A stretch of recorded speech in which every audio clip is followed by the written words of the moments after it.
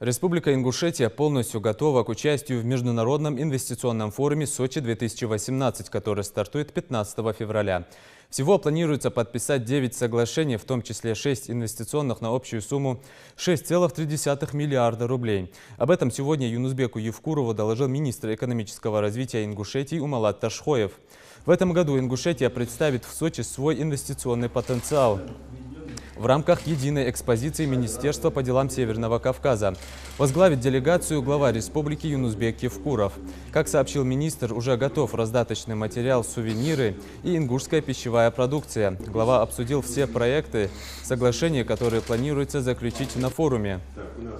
Он подчеркнул, что документы не должны носить формальный характер, а быть рабочими и реальными.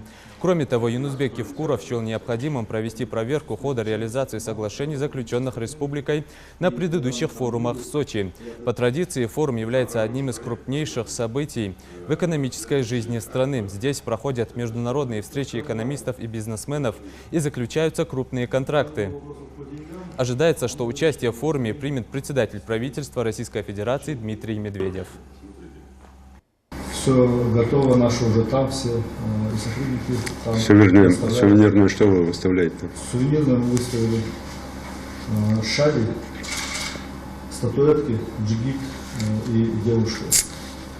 Шали разные по деле, панно Ингушетия, настольный набор башни и сувенирная тарелка Ингушетия тоже красивая.